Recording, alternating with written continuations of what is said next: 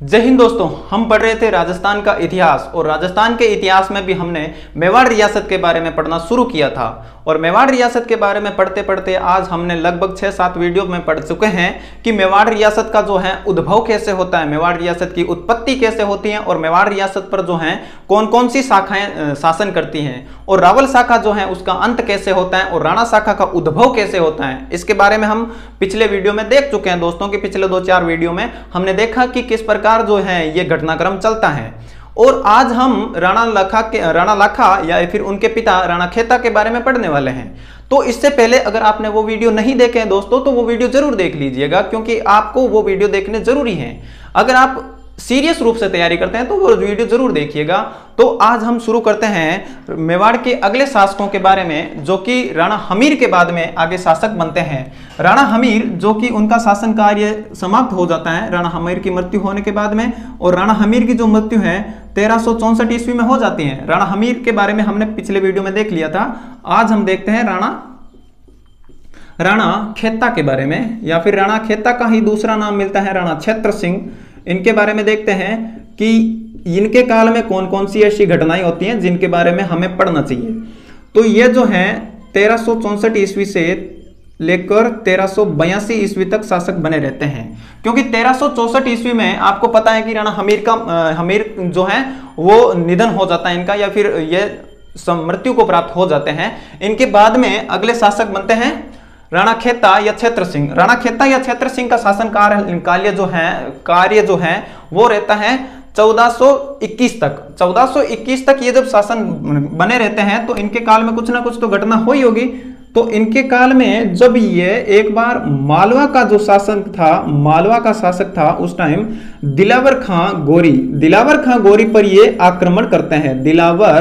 दिलावर खां गोरी पर आक्रमण करते हैं, जो कि मालवा का शासक था दिलावर खां गोरी।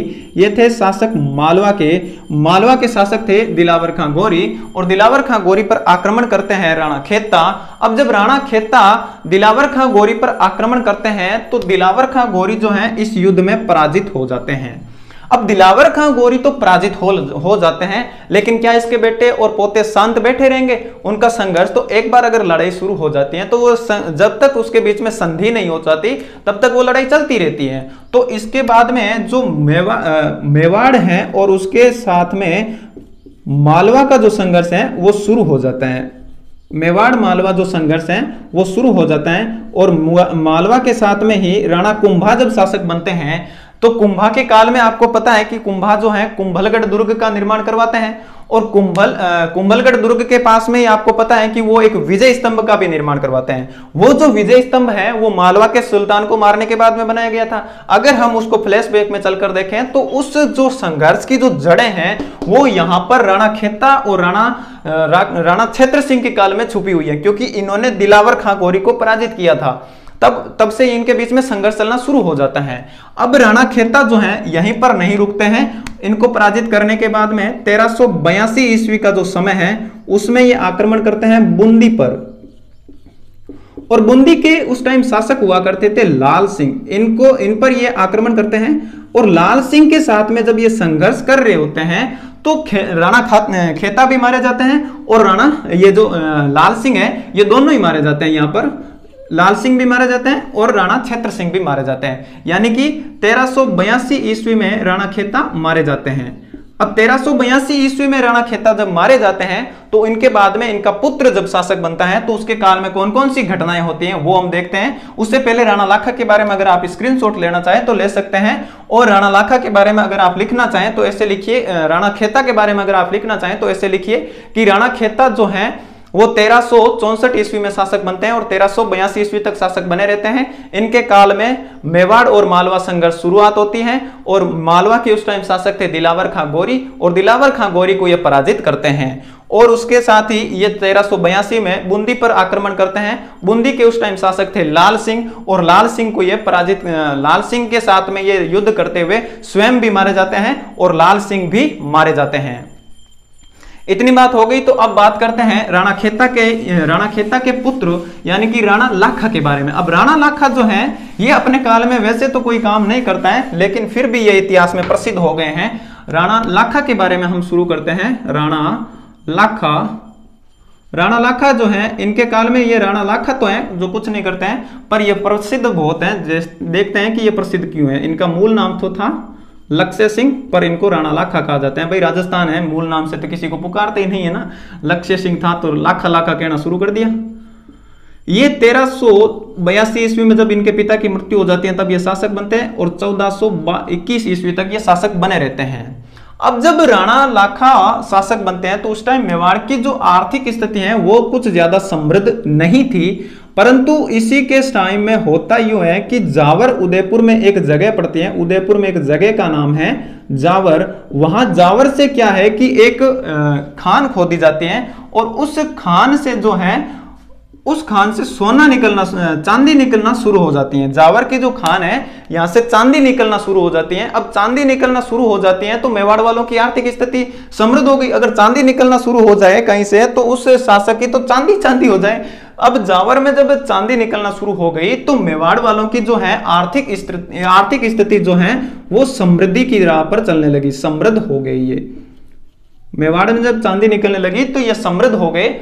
जावर की खान जो है वो राणा लाखा के टाइम में खोजी जाती हैं, या फिर राणा लाखा के टाइम में खोदी जाती हैं, और इनके काल में जो है एक पिछोला झील का निर्माण करवाया गया था।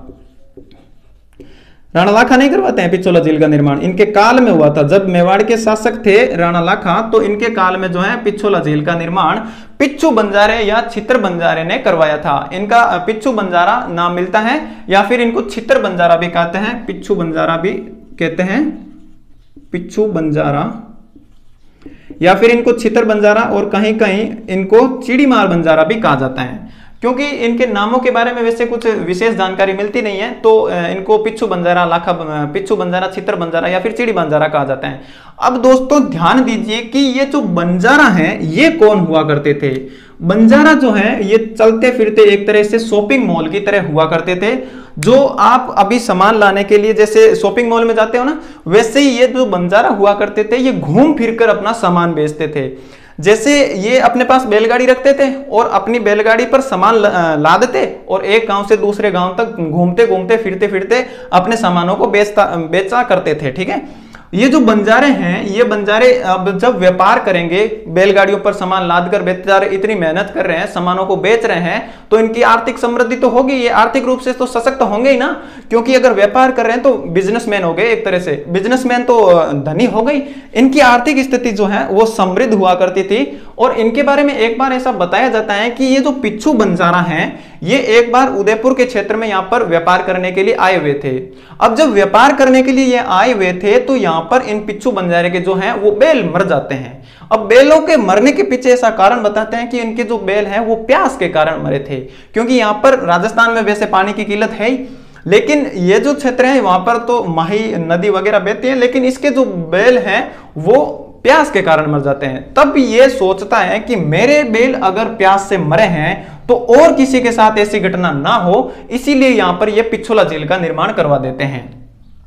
देखिए सीधी सी बात यह है कि पिछोला झील का निर्माण इसने करवाया था, तो इसके पीछे इसकी आर्थिक समृद्धि मुख्य रूप से महत्व रखती है। क्योंकि अगर किसी गरीब के बैल मारे जाते तो वो झील का निर्माण नहीं करवाता। इसके पास पैसे थे तो बेचारे ने निर्माण करवा दिया झील का, जो कि अभी भी राजस्थान में जल की दृष्टि से बहुत ही महत्वपूर्ण योगदान देती है पिछोला झील, जो राजस्थान की एक मीठे पानी की काफी बड़ी झील मानी जाती है। और इनके काल में राणा लाखा ने एक गलकी नटनी का चबूतरा बनाया था। गलकी नटनी नट जाति के लोग होते थे, तो नटनी इनकी जो पत्नियां हुआ करती थी, नटों की या फिर नट स्त्री होती थी, तो उनको नटनी कहा जाता था। गलकी नटनी का जो चबूतरा है वो राणा लाखा बनवाते हैं। भाई ये काम तो राणा लाखा ने किया था। गलकी नटनी का जो चबूतरा है वो बनाते हैं पिछोला झील के किनारे, राणा लाखा के द्वारा बनाया गया था। अब पिछोला झील के किनारे राणा लाखा जो है गलकी नटनी का चबूतरा बनाते हैं। इस गलकी नटनी के चबूतरे के पीछे में भी एक कहानी है दोस्तों, वो कहानी देख लीजिए कि एक बार राणा लाखा जी अपना दरबार लगा के बैठे हुए थे, मंत्रियों के साथ में बैठे थे, तब वहां पर एक नट आता है। नट मतलब वो जो आप अभी सड़कों पर जैसे कहीं पर भी आप देखते हैं कि सड़क के किनारे जो होते हैं, एक रस्सी बांध लेते हैं और रस्सी के ऊपर ऊपर जो लड़कियां चलती हैं या फिर वो ऐसे हाथ में डंडा लेके ऐसे चलते हैं ना, तो वो नट जाति के लोग होते हैं। इनका काम होता है कि ये करतब दिखाते रहते हैं, रस्सी पर चलना वगैरह वगैरह, बहुत सारे करतब दिखाते हैं, तो ये रस्सी पर चलने का काम करते थे।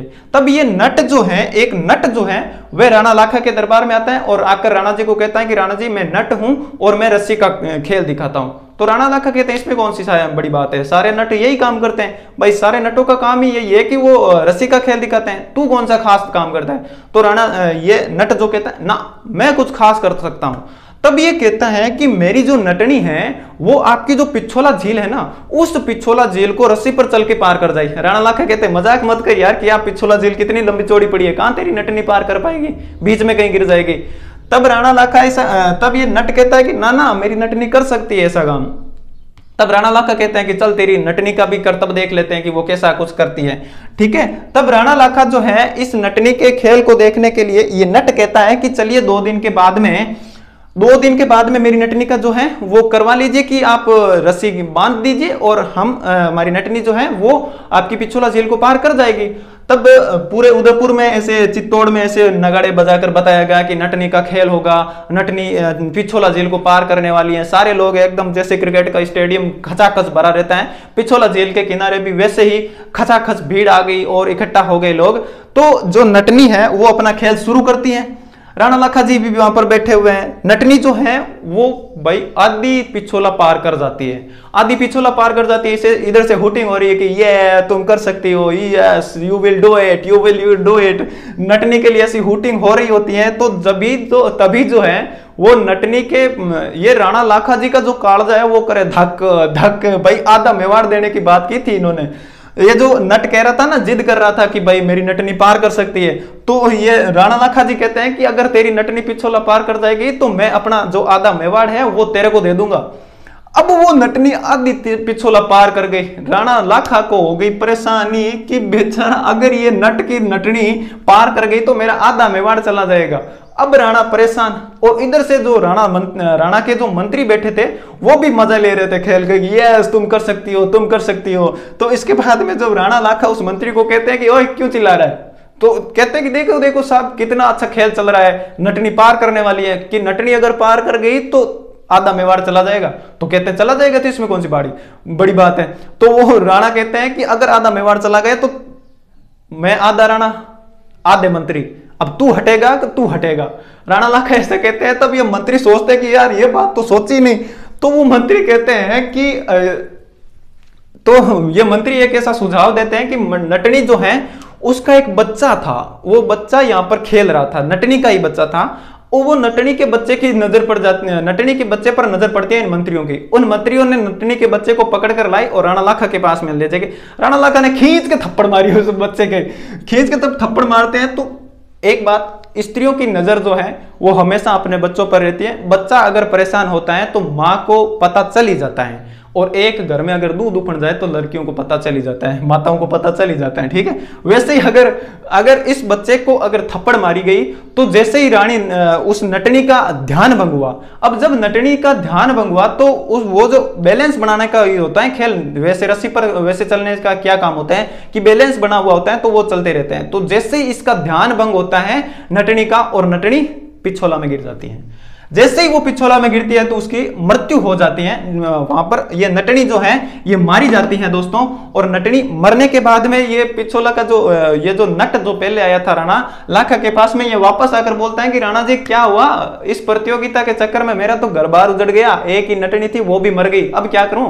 तो राणा लाखा जी कहते हैं कि चल यार कुछ नहीं है, एक चबूतरा बना देते हैं, तू कभी यहाँ पे आकर अपनी नटनी की फीलिंग ले लेना। इसलिए ये जो राणा है, ये राणा लाखा जो है वो नटनी का चबूतरा बनाते हैं।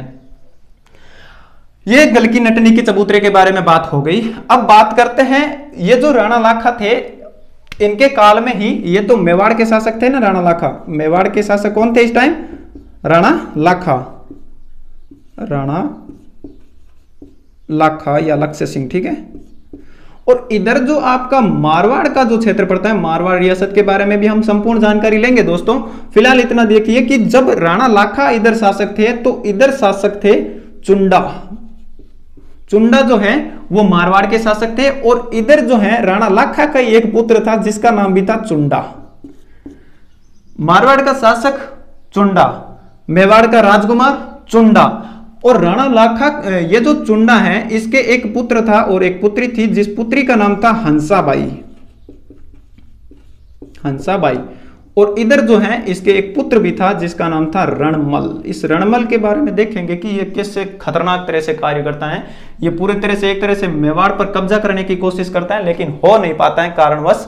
और ये जो हंसाबाई हैं, ये चुंडा जी जो है मारवाड़ वाले जो चुंडा जी हैं, ये अपनी पुत्री हंसाबाई का विवाह करना चाहते थे, इसलिए ये कोई योग्य वर ढूंढ रहे थे। तब इनको पता चला कि मेवाड़ का एक राजकुमार है जिसका नाम है चुंडा, अच्छा खासा नौजवान है और इस हंसाबाई के लिए ये एक योग्य वर हो सकता है। तो हंसाबाई का विवाह जो है करने के लिए राणा चुंडा, जो कि मारवाड़ के शासक थे, मारवाड़ के शासक जो चुंडा है वो अपनी पुत्री यानी कि हंसाबाई का रिश्ता जो है वो राणा लाखा के पुत्र यानी कि चुंडा के पास में भेजते हैं, राजकुमार चुंडा के पास में भेजते हैं। अब राजकुमार पहले हुआ ऐसा करता था कि अब की तरह लव मैरिज नहीं हुआ करता था कि ये चुंडा जाकर हंसाबाई को दे के आएगा और वैसे होगा, वैसे नहीं हुआ करता था। अब ये जो मारवाड़ के चुंडा हैं ये ब्राह्मणों को भेजेंगे, ब्राह्मणों को एक नारियल देकर भेज देंगे। नारियल देकर भेजने के बाद में जब ये भेजेंगे तो नारियल का मतलब ही ये समझा जाता था कि भाई रिश्ता आया है। अब चुंडा जी जो हैं मारवाड़ वाले, ये ब्राह्मणों को भेजते हैं नारियल देकर राणा लाखा के दरबार में। अब राणा जी ये राणा लाखा जी जो है ना अफीम वगैरह खाया करते थे, काफी नशेड़ी आदमी थे, अपने ही धुन में खोए रहते थे, ठीक है। तो ये राणा लाखा जी जो है उस टाइम जो अपनी धुन में ही खोया रहा करते थे और चुंडा जो है मुख्य रूप से शासन की जो गतिविधियां हैं उनके बारे में गतिविधियों को देख रेख करते थे या फिर जो भी कार्य करते थे चुंडा ही करते थे। राणा लाखा तो अपने मस्ती रहा करते थे, ठीक है। अब राणा हंसाबाई का जो प्रस्ताव है, विवाह का प्रस्ताव जो है वो चुंडा भेजते हैं इस चुंडा के लिए, मेवाड़ के चुंडा के लिए भेजते तो चुंडा के लिए हैं और इधर राणा लाखा जी अपनी अफीम गोटे हुए बैठे हैं आराम से।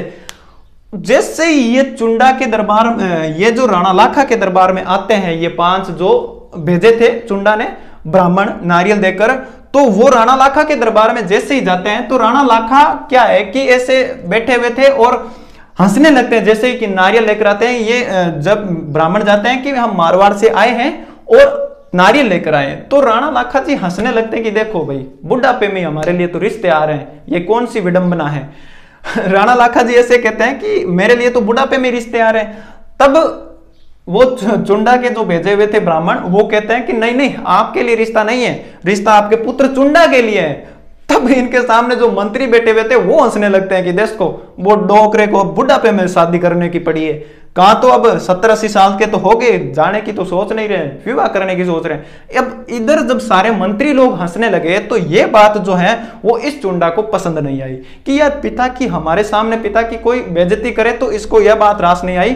तब ये जो है चुंडा उन 5 ब्राह्मणों को हाथ जोड़कर कहता है कि आप जो है अपनी राजकुमारी का विवाह मेरे पिता यानी कि लक्ष्य सिंह या राणा लाखा के साथ कर दीजिए। तब ये ब्राह्मण कहते हैं कि तू पागल तो नहीं हो गया, कहां इस बुड्ढे के साथ में हमारी राजकुमारी का विवाह करेंगे। तो राणा चुंडा कहते हैं कि अगर आपको विवाह नहीं करना तो आप अपनी पुत्री का विवाह, अपनी राजकुमारी का विवाह कहीं और कर सकते हैं, मुझे उसमें कोई दिक्कत नहीं है, पर ये इसके साथ में जो विवाह की इच्छा है वो हमारे पिताजी यानी कि राणा लाखा जी रखते हैं, तो ये मेरे लिए मां समान है, मैं इनके साथ में विवाह नहीं करूंगा। तब ये कहते हैं कि तब ये ऐसे बताया जाता है कि ये जो ब्राह्मण लोग हैं ये वहां से निकलकर बाहर आ जाते हैं और आपस में बातचीत करने लगते हैं। तब ये जो ब्राह्मण है आपस में बातचीत करते हैं कि यार करें क्या, अब तो ये तो बाप बेटे है अच्छे, बेटा कह रहा है कि मैं विवाह करूंगा नहीं, बाप कह रहा है मेरे साथ कर दो, अब यार करें क्या, उस डोकरी के साथ में हमारी राजकुमारी का विवाह कैसे कर दें। तब ये ऐसा एक सॉल्यूशन निकालते हैं कि अपन चलते हैं अंदर और बात करते हैं। तो एक ब्राह्मण कहता है कि दिक्कत ये नहीं है कि डोकरे के साथ में शादी हो रही है, दिक्कत ये है कि ये जो चुंडा है अभी अपने शासन कार्य की सारी घटनाएं संभाल रहा है, और शासन कार्य की सारी घटनाएं संभाल रहा है, तो राणा जब लाखा मर जाएगा तो शासक चुंडा ही बनेगा ना। रानी हंसाबाई के जो राजकुमारी हंसाबाई है, इनके पुत्र को तो बनाया नहीं जाएगा। और ये हमारे लिए शर्म की बात है कि मारवाड़ का जो परगना, मारवाड़ जो शासक है, क्योंकि आपको पता है कि जो एक पुत्र को मुख्य रियासत दी जाती थी, राजधानी दे दी जाती थी, और उसके पास उसके जो छोटे वाले भाई होते थे उसको, जो छोटे छोटे गांव होते थे, रियासत कहते थे जिनको, वो देखकर बैठा दिया जाएगा। तब मारवाड़ वाले ये कहते हैं कि अपने लिए ये शर्म की बात है कि मारवाड़ का दोहिता, मारवाड़ जो हंसाबाई का पुत्र होगा तो मारवाड़ का दोहिता या भांजा ही होगा, मारवाड़ का दोहिता छोटी सी रियासत लेकर नहीं बैठेगा। तब इनमें से एक कोई समझदार आदमी था, वो कहता है कि चुंडा से चलकर हम बात करते हैं।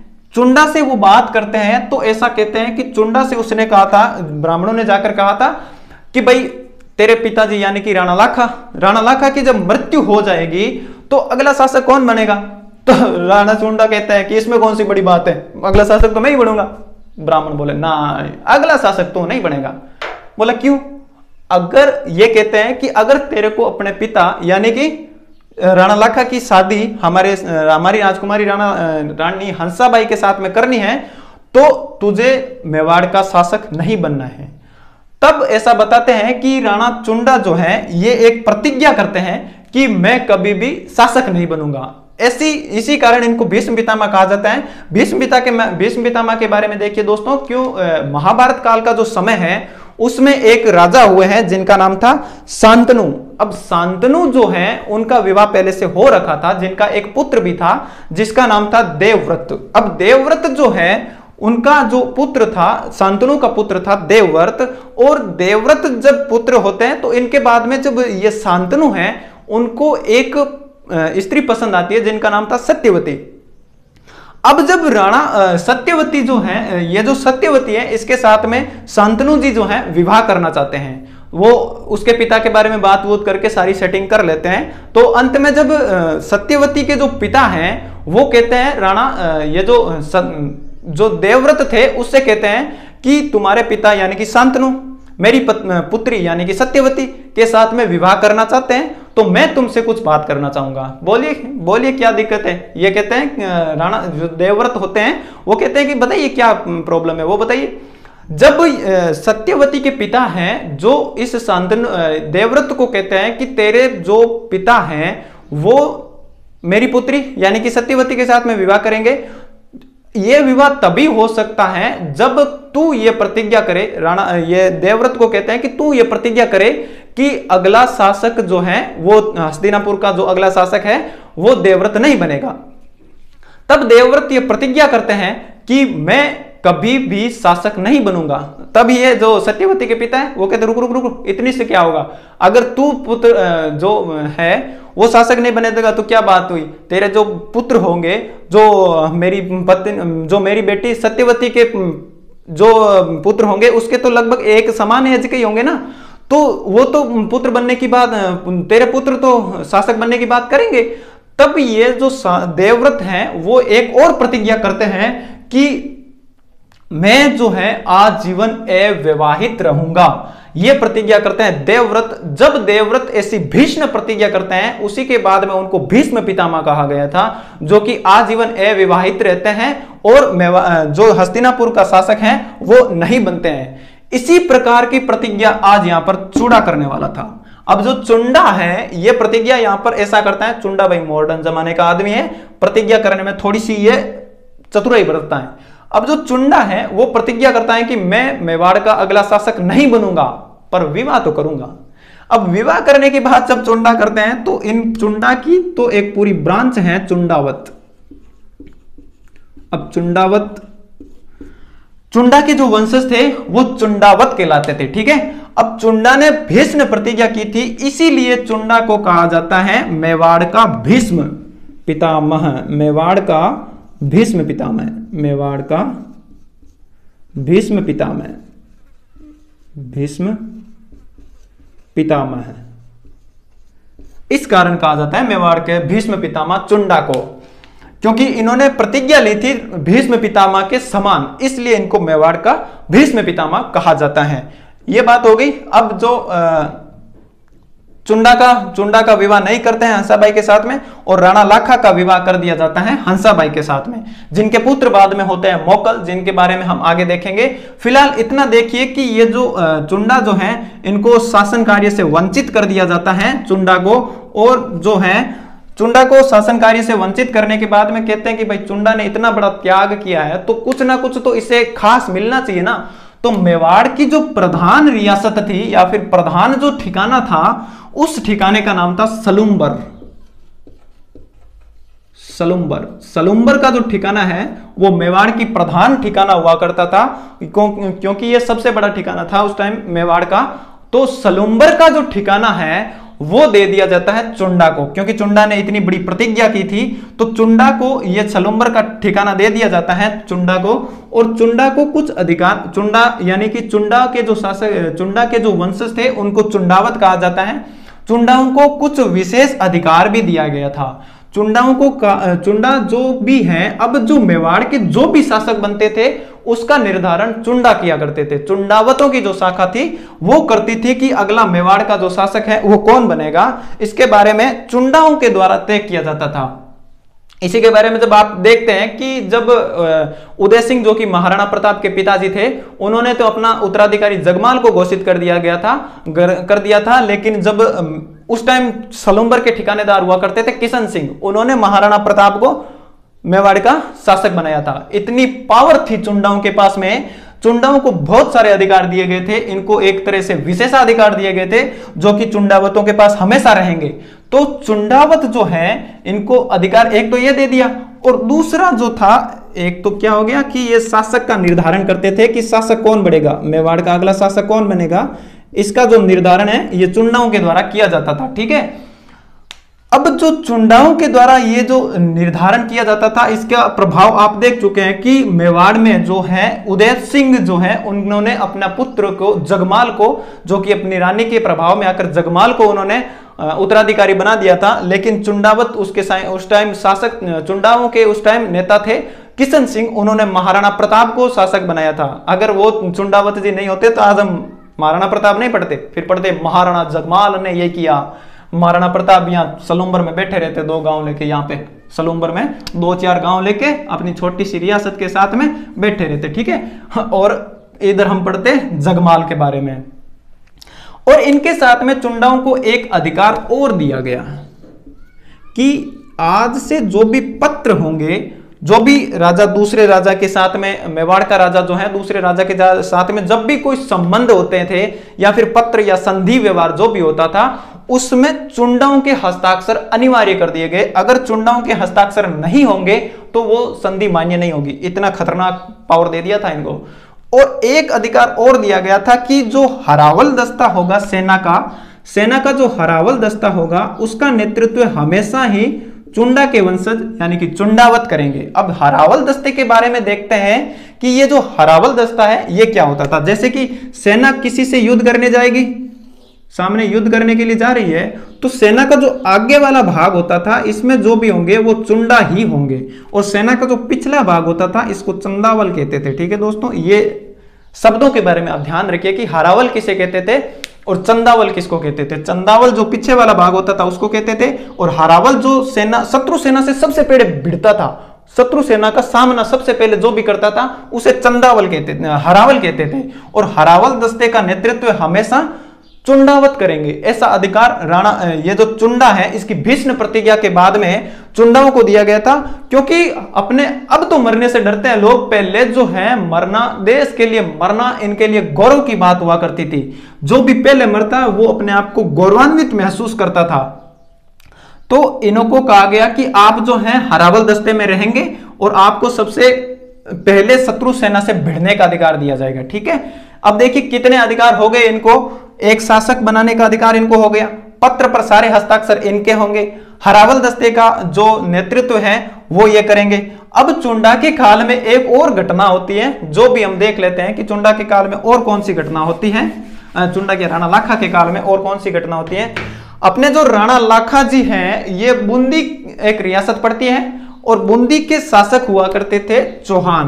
बूंदी के शासक हुआ करते थे बूंदी के शासक हुआ करते थे चौहान, और चौहानों की एक ब्रांच थी यानी कि शाखा थी, जिस शाखा का नाम था हाड़ा। जैसे कि गोहिलों की 24 शाखाओं के बारे में हमने पढ़ा है, वैसे ही गोहिलों की 2 शाखा यानी कि राणा शाखा और रावल शाखा, जिन्होंने मेवाड़ पर अधिकार किया था या फिर मेवाड़ पर शासन किया था। अब जब हाड़ा जो चौहान है उनका अधिकार था बूंदी पर। अब राणा लाखा जी जो है बूंदी के हाड़ाओं की एक रानी थी, हाड़ी।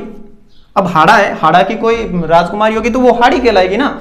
तो हाड़ी रानी जिसके साथ में ये विवाह करके आते हैं लाखा जी। अब राणा लाखा तो है विवाह करके आते हैं, इनके बारे में एक कहानी ऐसे बताते हैं कि राणा लाखा जब विवाह करके आते हैं तो हाड़ी रानी जब मेवाड़ में ये लेकर आ जाते हैं, तो हाड़ी रानी को एक दिन ये जब भोजन कर रहे होते हैं तो ये पूछते हैं कि आपका मन वन लगा कि नहीं लगा यहाँ पर अपने चित्तौड़ में, मेवाड़ में मन लग गया ना, बहुत अच्छा है ना मेवाड़। तो इन्होंने कहा कि राणा लाखा ने कहा कि जाके घूम के आ जाए करो बाहर, कहीं मन नहीं लगे तो ये हाड़ी रानी कहती है कि हाँ घूम ली, मेवाड़ तो मैंने घूम लिया। तब ये कहती है कि ये राणा जी कहेंगे कि कैसा लगा अपना मेवाड़, तो ये कहती है कि आपका मेवाड़ जो है अच्छा है, इतना ही कहती है कि अच्छा है, पर ये ऐसा नहीं कहती है कि बहुत अच्छा है। तब राणा जो लाखा जी है ये पूछते हैं कि बस अच्छा है। तब ये हाड़ी रानी कहती है कि हाँ अच्छा है। तब राणा लाखा जी जब खाना खा रहे थे तो खाना खाते हुए इनका जो निवाला है वो ये बीच में ही अटका लेते हैं और कहते हैं कि यार चित्तौड़ सबसे अच्छा है, चित्तौड़ से अच्छा कौन हो सकता है इस दुनिया पर। तब ये कहते हैं कि ये राणा लाखा जो अपने यहां से उठकर भोजन को छोड़कर बीच में ही चले जाते हैं और उठकर चले जाते हैं और अपने सेनापति को ऑर्डर देते हैं कि चलो सेना तैयार करो, बूंदी पर आक्रमण करेंगे। सेनापति परेशान, बेचारा क्या है यार, बूंदी पर अभी तो जाके शादी करके आया है और अभी बूंदी पर आक्रमण करेगा, 3-4 दिन ही हुए नहीं है, जाके बूंदी पर आक्रमण करेगा, क्या यार ससुराल पे आक्रमण करेगा। तो ये कहते हैं कि राणा जी ऐसे कोई अच्छा थोड़ी लगता है कि अभी आपने जाकर विवाह करके आए हो और अभी आप आक्रमण करने की बात कर रहे हो। तब ये कहते हैं कि मुझे पता नहीं है, राणा लाखा कहते हैं कि मुझे पता नहीं है, मैंने तो कसम खा ली है कि जब तक बूंदी को नहीं गिराऊंगा तब तक भोजन अन्न जल कुछ भी ग्रहण नहीं करूंगा, तब तक बूंदी नहीं गिर जाता तब तक हम भोजन ग्रहण नहीं करेंगे, ऐसी बात कहते हैं ये राणा लाखा। तो वो पुरोहित जी बेचारे परेशान कि यार हो क्या गया, बूंदी को गिराने की बात क्यों करते हैं। कि जब इस रानी को लाया जाता है और पूछते हैं कि तूने इस डाकी को क्या कह दिया कि ये बूंदी सबसे अच्छी है, कह देती कि मेवाड़ सबसे अच्छा है। तो ये रानी कहती है कि ना मैं तो आपसे मजाक कर रही थी, आपका मेवाड़ अच्छा है। बोले मैंने तेरे को 4-5 बार पूछा था कि बूंदी अच्छा है कि मेवाड़, तब तूने कहा था कि ना बूंदी अच्छा है। अब तो बस बूंदी को गिराना ही है, अब बूंदी गिरेगा तब तो मेवाड़ अच्छा हो ही जाएगा ना, चित्तौड़ अच्छा हो ही जाएगा अपना। तब ये कहते हैं कि इनको समझाने के लिए जो पुरोहित जी थे वो कहते हैं कि राणा जी ऐसा मत कीजिए, आप अभी तो विवाह करके आए हो, वहां पर आक्रमण करना अच्छा नहीं लगता। तब राणा लाखा कहते हैं कि कुछ ना कुछ जुगाड़ बैठो, वरना मैं तो भूख लगी है, मुझे खाना खाना है, बूंदी को गिराओ चाहे कुछ भी करो, मुझे तो भूख लग रही है। तब ऐसा कहते हैं कि एक नकली बूंदी बनाई जाती है, ऐसे नकली कमरा बनाया जाता है और उस पर लिख दिया जाता है बूंदी का किला या बूंदी राज्य, ठीक है। अब नकली किला बनाया जाता है और इस राणा लाखा को कहते हैं कि आप इस बूंदी के ऊपर एक तीर तार चला के इस बूंदी को गिरा देना और अपनी सौगंध पूरी कर लेना कि मैंने बस बूंदी को गिरा दी और अपने सौगंध पूरी कर लेना। अब राणा लाखा कहते हैं जल्दी करो बेचारे, भूख लगी है मेरे को। तो राणा लाखा जी के लिए यह बूंदी जो है बनाई जाती है और इधर घोषणा कर दी जाती है कि राणा लाखा जो है वो बूंदी पर आक्रमण करने के लिए जा रहे हैं। राणा लाखा ने अपने सैनिकों के साथ में, हरावल दस्ते के साथ में निकल पड़े और निकलने के बाद में जैसे ही ये यहाँ थोड़ा दूर खड़े हो गए और आक्रमण करते हैं, जैसे 100-150 मीटर की दूरी बनाकर यहाँ पर ये खड़े हो जाते हैं और अंदर के जैसे ही तरफ ये तीर चलाने वाले होते हैं तो इस तरह से एक और तीर आ जाता है पहले ही। अब ये जो तीर है चला जाता है। अब राणा लाखा कहते हैं कि ये नकली बूंदी से तीर कहां से आने लग गया। तब ये राणा लाखा के बारे में बताया, इसके बारे में अंदर जाके देखते हैं तो यहाँ से एक बच्चा था, 17-18 साल का ये बच्चा हुआ होगा, तो उसका नाम था कुंभा और हाड़ा जो ये जो बच्चा है ये हाड़ा था, क्योंकि जो अपने यहाँ प्रथा चलती है कि जब किसी स्त्री का विवाह करते हैं तो उसके साथ में उसके मायके से 2-4 लोग एक बार जाते हैं, बाद में वो वापस आ जाते हैं। तो ये कुंभा जो है वो उस टाइम रानी के साथ में आया हुआ था, ये अंदर से तीर चला रहा होता है। तब राणा लाखा जी कहते हैं कि भाई तेरे क्या दिक्कत है भाई, मुझे मेरी कसम पूरी करने दे। तब ये कुंभा हाड़ा कहता है कि जब तक हाड़ा एक हाड़ा जिंदा है तब तक बूंदी चाहे नकली हो चाहे असली, बूंदी को आंच नहीं आने देंगे। तब इस कुंभा हाड़ा को मारा जाता है और बूंदी पर विजय की जाती है। अब बूंदी पर विजय, इस बूंदी को गिराकर राणा लाखा जी अपना वचन तोड़ते हैं और राणा लाखा ने अपना भोजन किया था। ठीक है, तो इतनी बात हो गई राणा लाखा के बारे में कि गलकी नटनी का चबूतरा इनके काल में बनाया गया था, पिछोला जेल का निर्माण इनके काल में होता है, जावर की जो खान है वो राणा लाखा के काल में खोजी गई थी और राणा लाखा बूंदी पर आक्रमण, बूंदी को तो जीत नहीं पाते हैं लेकिन बूंदी नकली बूंदी को ये जीतते हैं। और ये हो गई हंसाबाई वाली बात, डायग्राम के माध्यम से मैंने आपको बता दी। इसके बारे में अगर आप लिखना चाहें तो वीडियो को पॉज कर करके लिख लीजिएगा दोस्तों, और आप एक ऐसा का ऐसा स्क्रीनशॉट लेकर रख लीजिए, चित्र वगैरह बनाएंगे तो आपको शॉर्ट नोट्स में ऐसे याद करने में आसानी होगी दोस्तों। तो आज हम राणा लाखा के बारे में वैसे संपूर्ण जानकारी हम ले चुके हैं और आगे के वीडियो में जो हमें आगे राणा लाखा के बाद में जो भी शासक बनेंगे जैसे मोक्कल हैं उनके बारे में, कुंभा के बारे में जो है हम जानकारी लेंगे दोस्तों। तो आप सारे वीडियो जरूर देखिएगा, अगर वीडियो पसंद आया हो तो लाइक जरूर कर दीजिएगा। ठीक है दोस्तों, जय हिंद।